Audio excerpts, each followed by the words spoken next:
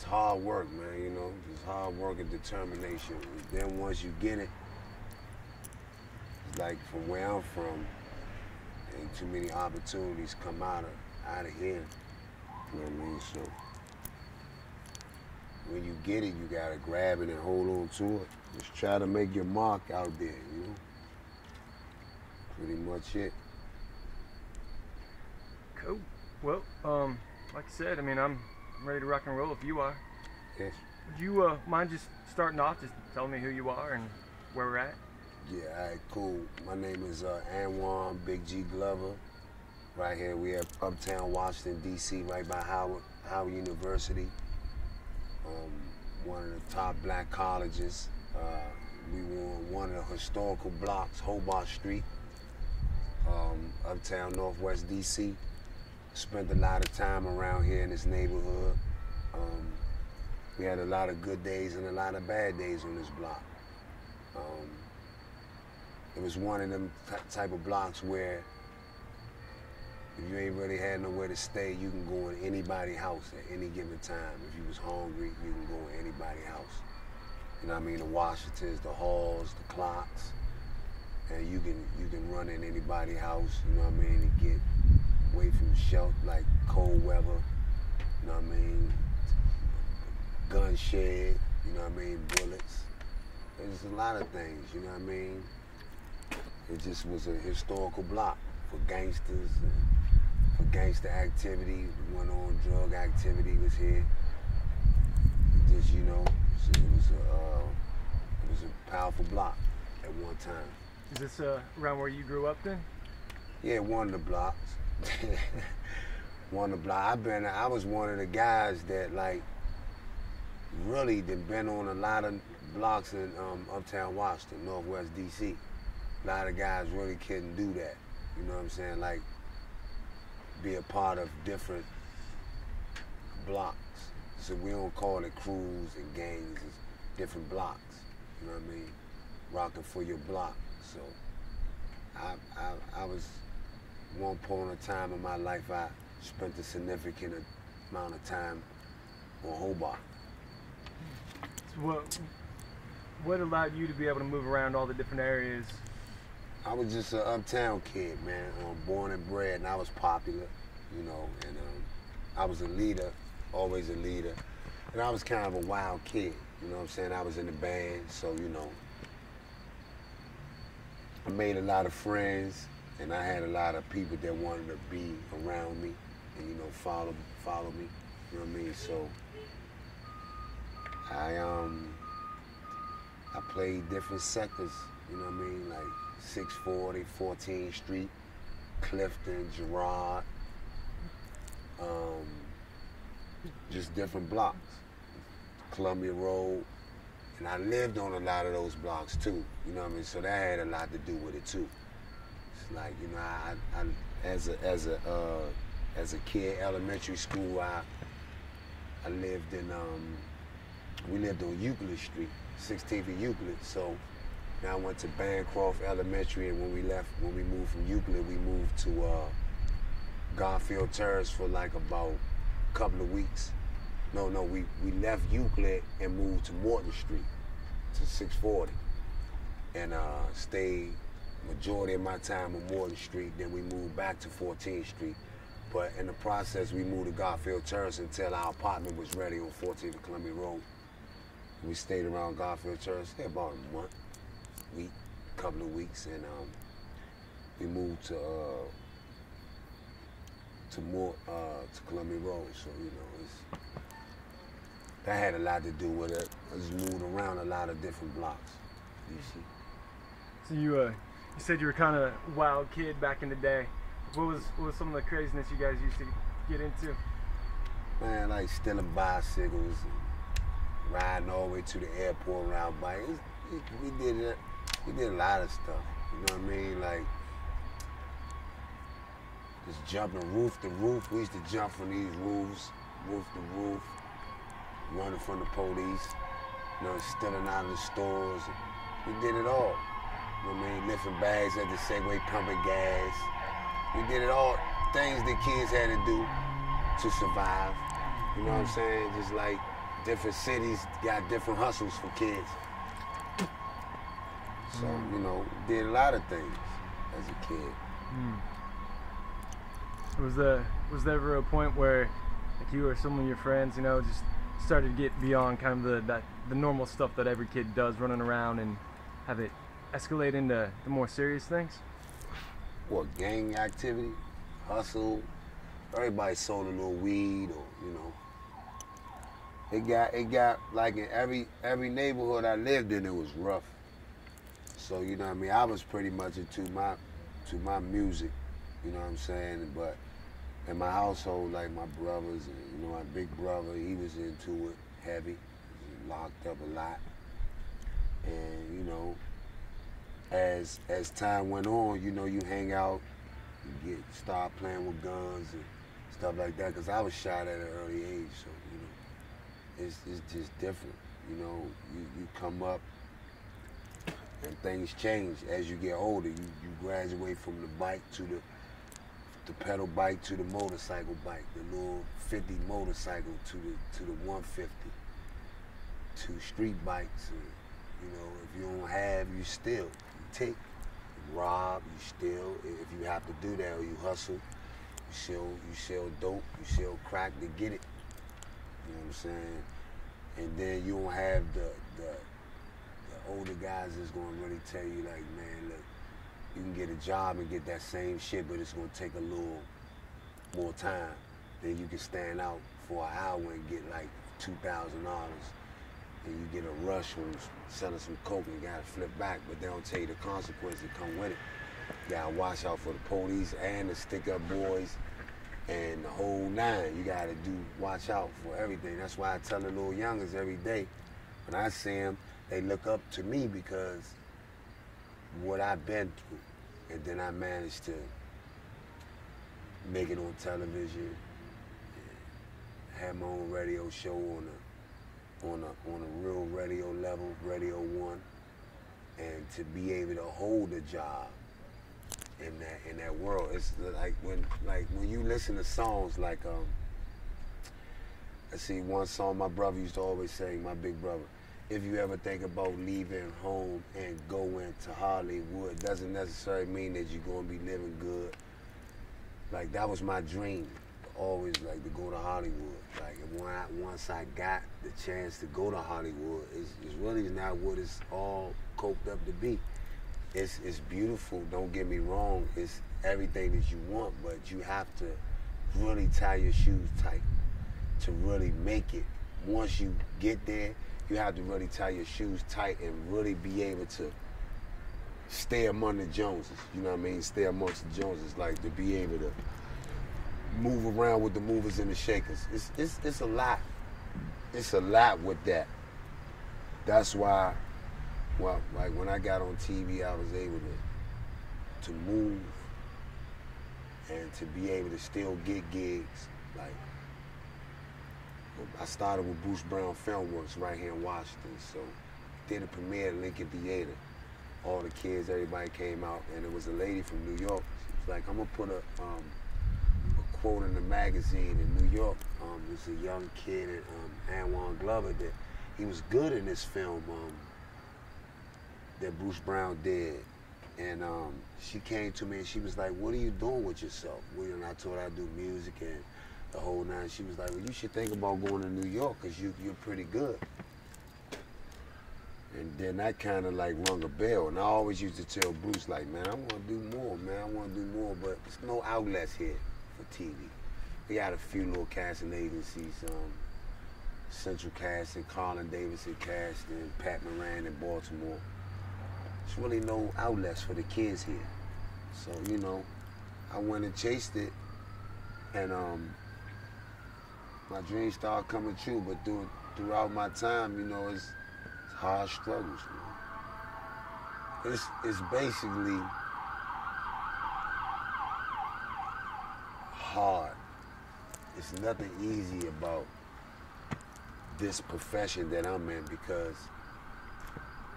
I'm a musician, I'm a radio personality, I'm a go-go artist, I'm a dad,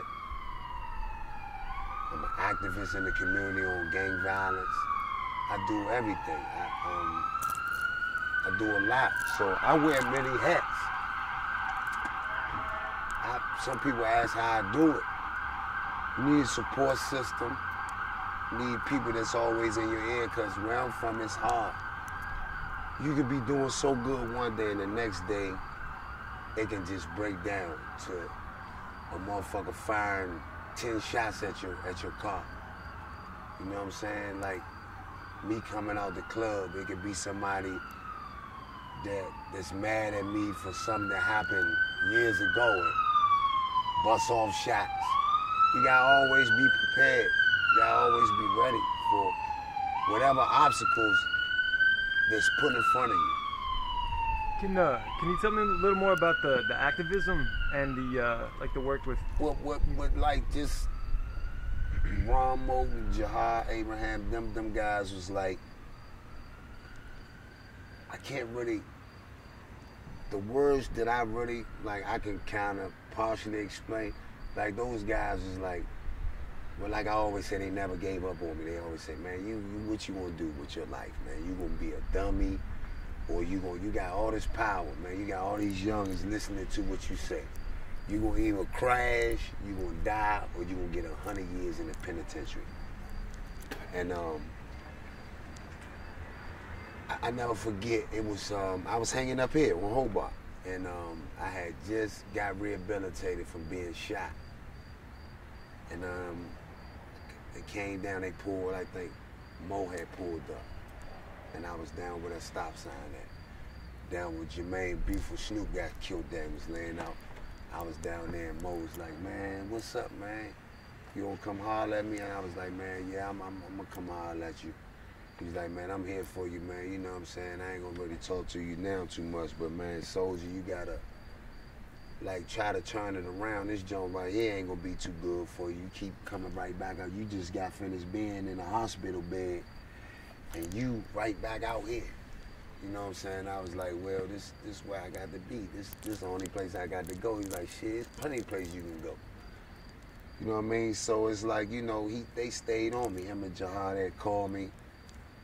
You know what I mean? I'm coming to meetings, meeting up with them, and it was like, just try to change your life.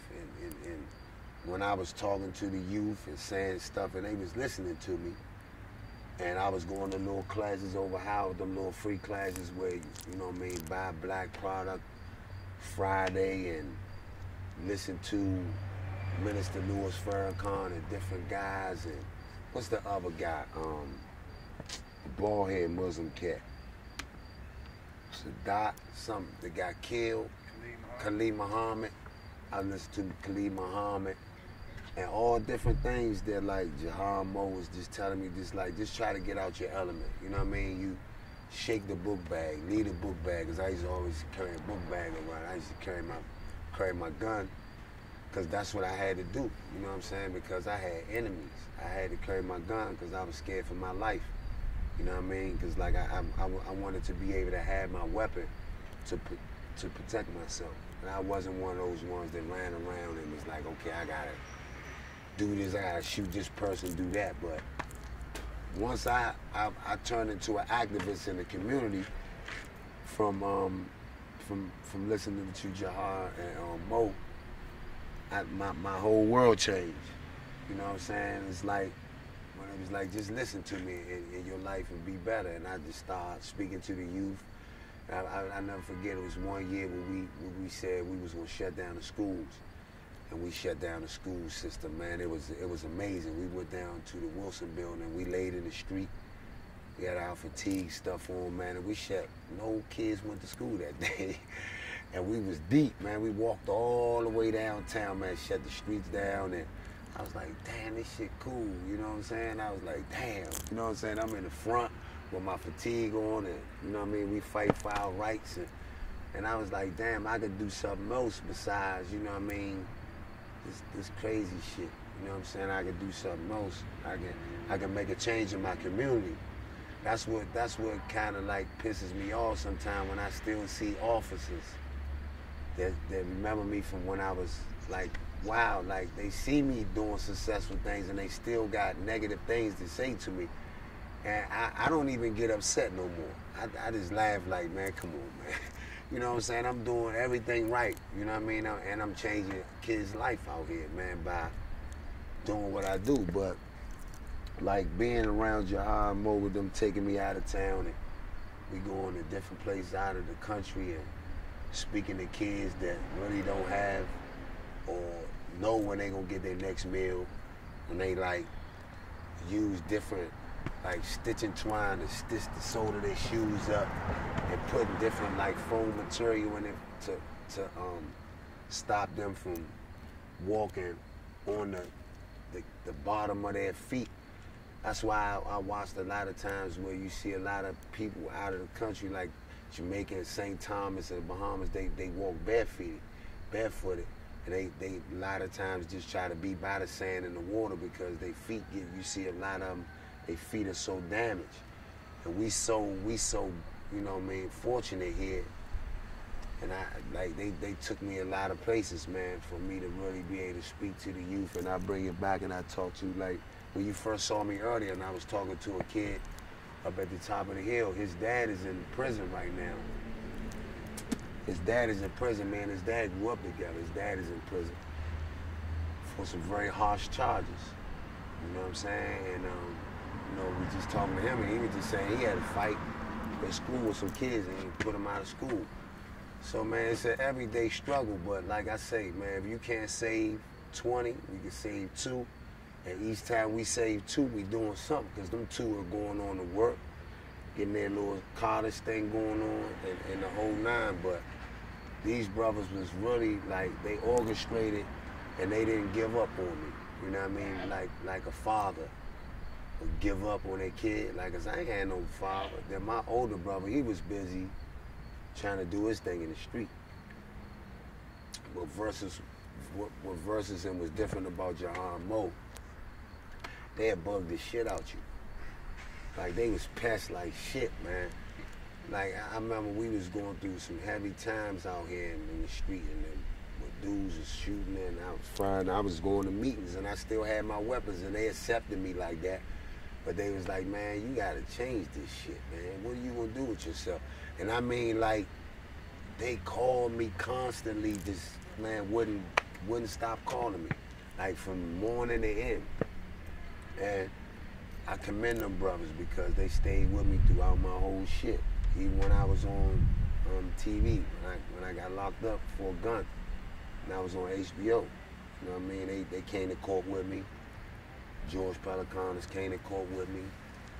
You know what I mean? Dave Simon wrote a letter for me because they know, like, what a brother goes through. And till this day, motherfuckers still go through it. You know what I'm saying? Like, he was asking me, like, about New Orleans. I go down there, film, and I took my little camera. You know what I mean? I rode around. I had a tall little dude, little cool cat. He worked on the set. And I was like, man, I just want you to take me around New Orleans. And I just filmed some stuff on my little stuff when I'm ready to jump my stuff off. And I went around and I just filmed and talked. And I was talking to the camera and just talking. And New Orleans is like, it's tore up. Just like, it's like a third world country. And to this day, you can still look and it's still tore up. And people really think that it's not, but New Orleans is torn up. Like, the French Quarter is the only thing really fixed up.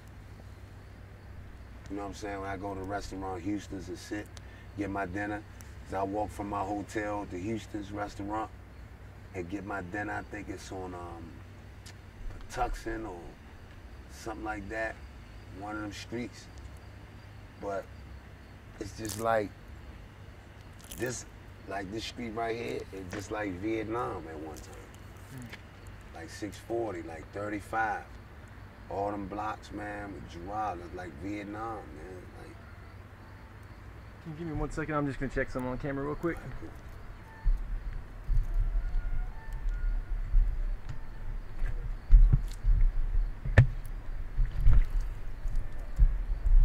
Man, mosquitoes out this Yeah, bitch. they are. Tear the motherfucker up.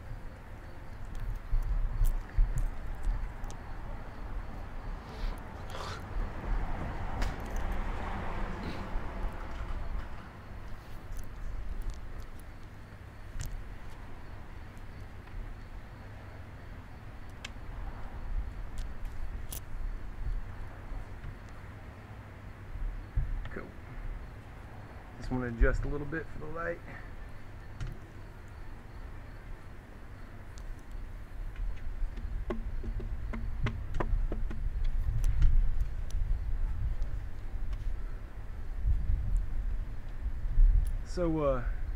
So how did you meet Ron and Jahar in the first place?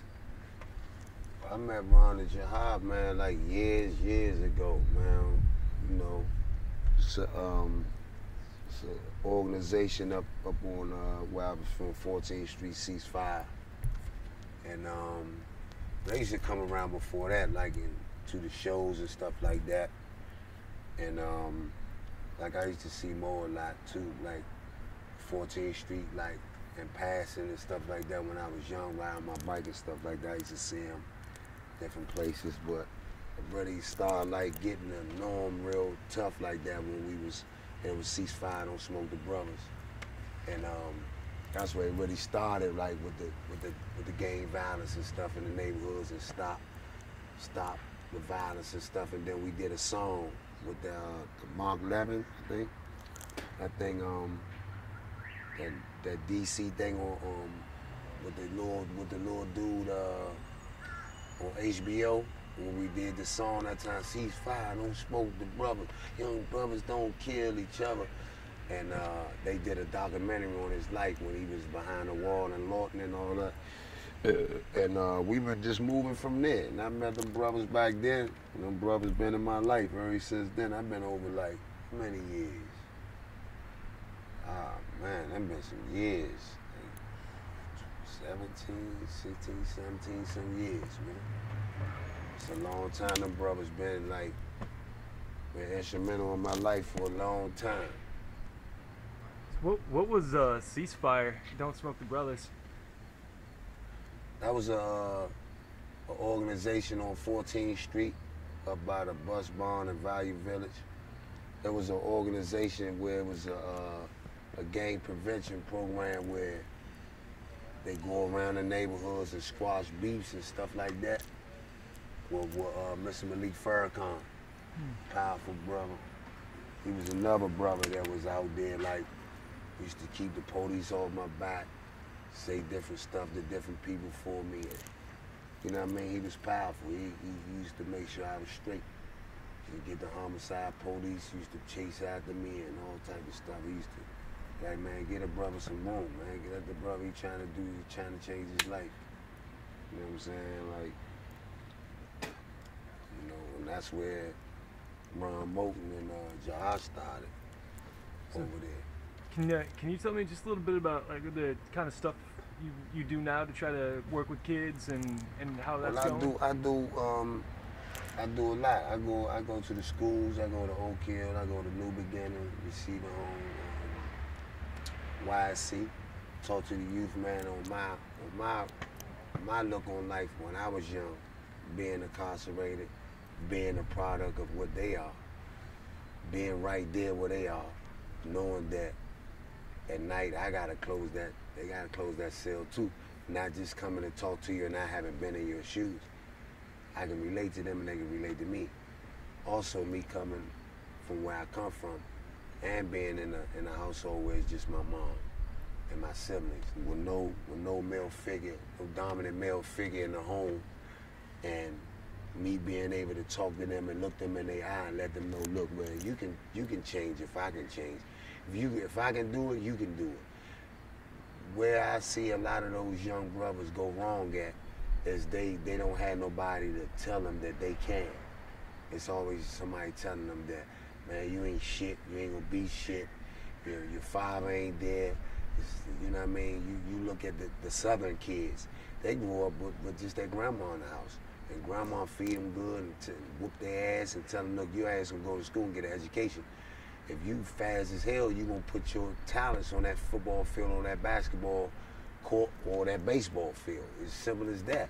Versus the city kids where all you married to is a 38 in the street light. You know what I mean? It's right in your front door when you come out. And they give you a 38 and a bag of rocks until you be finished by the sundown. That's what you gotta do. Not unless you strong to fight that motherfucker off or fight that person off. it ain't gonna happen. You know what I mean? Some of us are less fortunate. Some get incarcerated and some die. Paralyzed, wheelchair, the whole nine. So, is there just anything that I haven't asked you that I should have, that you want to talk about? That I think it's pretty much you got it. Cool. Well, man, thanks a lot for taking the time. And anytime, man. Them dudes do a lot for me, man. You know what I mean? Even do anything that happened, they always been there, so I gotta be there for them. You know what I'm saying? Branch off doing my little thing, you know what I mean? I got my own little thing going too, you know what I mean, with Dreams Works, with me and Jahar brother, you know what I mean? So they always been with me from day one, no matter what, you know what I mean? So whatever they need me for, I'm there, you know what I mean, no matter what. Yeah. Cool. Cool. That's great, man. Yeah. Anytime. Got it. That's what's up. They done cleaned this.